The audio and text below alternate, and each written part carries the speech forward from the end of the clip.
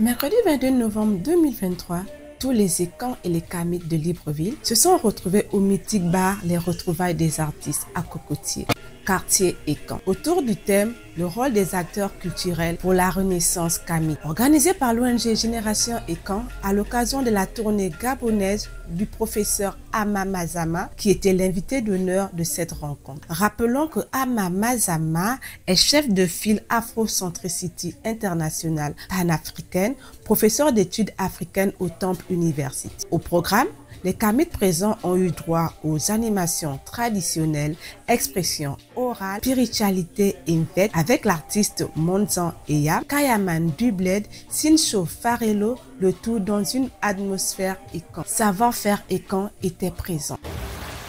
Vous me posez une question très importante et au moment où j'essaye d'y répondre, je veux juste rappeler que nous avons reçu ici à Libreville Madame Ama Mazama, qui est une grande prêtresse, pour ne pas dire conférencienne, de la maths et de l'afrocentricité. Et c'est avec grand plaisir que nous avons participé aux deux conférences qu'elle a organisées.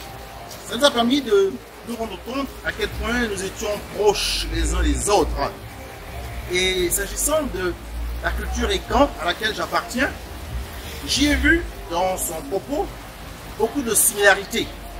Sur le plan spirituel, sur le plan de la cosmogonie, et sur le plan même des rituels. Et cela est parfaitement normal parce que nos frères qui sont aujourd'hui en Guadeloupe ou en Martinique ont été arrachés à la terre d'Afrique. Ils ont été arrachés à la terre du Gabon qui est sur la côte, ils ont été arrachés à la terre d'Angola, à la terre du Cameroun. Donc en fait, il importe aujourd'hui que nous puissions reconstituer le puzzle historico-culturel. Et dans cette constitution, chaque peuple africain doit magnifier sa culture, l'exprimer et voir comment cette culture participe en fait à l'universalité de la culture kamite. Et c'est en cela que je pense qu'il est important que chacun de nous puisions dans notre ressource naturelle, nous partions aux sources traditionnelles pour pouvoir présenter les éléments culturels qui finalement seront des invariants vers les autres peuples kamites. C'est en cela que la civilisation Ekan nous a montré qu'elle appartient à l'universel kamite. Et c'est à nous, les Ekans, qui avons pris conscience de cela, de faire ce travail fondamental, d'abord pour nous-mêmes, bien entendu pour les chansons futures. Voilà, madame, comment je peux répondre à votre question. Merci. Je vais vous poser une dernière question. Que pensez-vous de l'unité entre les Fonds, les Ekans, du Gabon, du Cameroun, de la Guinée équatoriale et paraît-il tout même du Congo? Mais vous devez même aller beaucoup plus loin. Vous devez aller dans tous les pays que les Ekans ont traversés pendant leur migration. Si nous venons de la vallée du Nil, certains veulent nous remonter même en Phénicie, ce qui est peut-être pas faux, car cette zone était une zone en fait qui était peuplée de Kamites. Nous étions des Kamites, nous n'étions même pas à l'époque des Ekans, même pas des Peuls. C'est la dispersion de ce peuple Kamite qui a donc généré les différents peuples africains que nous connaissons aujourd'hui et qui se réclament du kamitisme. Donc, au moment où nous faisons ce travail de recherche de soi, de connaissance de soi, nous nous rendons compte que ces frontières qui nous ont été imposées depuis 1885 sont parfaitement artificielles. Donc les camps du Cameroun est en fait apparenté à les camps du Gabon. Moi qui vous parle, mes origines sont au Cameroun. Mes ancêtres ont été enterrés au Cameroun. Et j'appartiens au Mbok à Loubeloukou. Le Mbok à Loubeloukou a environ 60% de ses ressortissants dans la vallée du Ntem et environ 40% dans le Wollentem. Et il y a un tout petit peu de personnes de ce groupe dans le Wellenzas, en Guinée équatoriale. Je vais donc citer là 3 pays. Donc tout le travail qu'on doit maintenant faire, c'est dépasser véritablement ces frontières artificielles qui nous divisent et nous rassembler autour de la culture. Et c'est tout le travail qu'on doit faire pour nous-mêmes et pour les chansons futures. Nous retrouver dans notre culture pour sortir des schémas et des stigmates de la colonisation et de l'esclavage. Voilà un peu tout le sens que nous donnons maintenant aux enjeux culturels de notre siècle, de notre époque. Bon, écoutez, je suis Patrick Eyouguezan, je suis Ekan de Bitam, Mené et Sandon de Bitam, et je suis promoteur du Festival culturel de Bitam depuis 2 éditions. Bon, vous savez, moi je suis seulement pour que les cultures puissent s'affirmer, se valoriser, se perpétrer Donc ce qui est sûr, c'est que s'arrimer à une culture africaine dans le cadre de maintenir effectivement sa propre culture, c'est toujours une bonne chose. S'affirmer au jeu du monde, je crois qu'aujourd'hui, le 21e siècle, c'est le siècle de l'Afrique. Et je crois qu'aujourd'hui, tout le monde en est sûr et convaincu. Donc la culture écan fait partie intégrale de l'Afrique. Et à ce rythme-là, enfin, à ce moment-là, bien entendu, elle a toute sa place dans le Conseil des Nations à l'international. Parlons du panafricanisme. Que pensez-vous de l'unification des peuples écans des pays Gabon, Cameroun, Guinée équatoriale, Congo? Tout à l'heure, vous me parlez même de la Sao Tomé. Oui, effectivement, le peuple écan, c'est 6 pays. C'est le Gabon, c'est le Cameroun, la Guinée équatoriale, le Congo, la Centrafrique également et Sao Tomé. Bien entendu, ce n'est qu'un seul peuple qui parle la même langue, avec des disparités forcément linguistiques malgré tout, et puis une culture qui est quand même assez disparate. Et justement, le but du Festival culturel de Bitam, c'est de rassembler cette culture autour d'un seul idéal, c'est-à-dire le peuple écan, pour faire visiter au monde entier ce qu'est la culture des écans.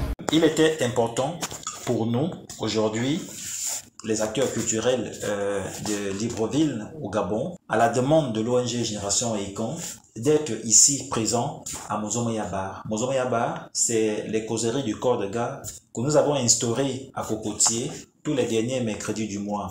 Nous avons eu des grâces de recevoir une figure de pro, une figure de caractère international. C'est une des mamans de l'afrocentricité internationale, Ama Amazama, qui, dans la perspective d'installer les cellules d'afrocentricité internationale partout dans le monde, a bien voulu faire escale au Gabon et nous a donné l'honneur d'être parmi nous à Mozomoyabar. Une extension de Sikolekan que nous avons créée en 2017 pour, n'est-ce pas, essayer de partager les sirs des ancêtres au plus grand nombre. Vous savez, Ama Amazama au Gabon, on ne la connaît pas pratiquement, on ne la connaît pas. Je veux dire, elle est méconnue de la population gabonaise parce que, comme vous savez, nous sommes des France-Africains majoritairement. Ça veut dire que nous parlons, nous discutons, nous échangeons, nous habillons comme le colon français. Et le fait que cette personnalité du panafricanisme kémitique arrive chez nous fait que beaucoup voulaient vraiment découvrir cette figure. Et c'est ça la force de Mozomoyabar. Mozomoyabar, c'est à donner à Libreville une autre façon de voir la culture, une autre façon de voir les promoteurs culturels, une autre façon de vivre la culture même, parce que beaucoup de gens pensent que la culture c'est les danses. On se limite aux danses et tout simplement on a fait la culture. Non. Avec Ama Amazama, nous avons échangé de la spiritualité, nous avons échangé sur comment mettre en place des temples culturels dans tout l'espace africain. Et également, comment faire cette coopération culturelle entre les promoteurs culturels gabonais avec le mouvement Afrocentricité Gabon et les panafricains qui sont dans la diaspora. Parce que beaucoup de gens, comme vous le savez, ne parlent pas du Gabon comme étant un pays panafricain. Beaucoup pensent qu'au Gabon, il n'y a que des France-Africains, alors que nous avons ici des panafricains parmi nous.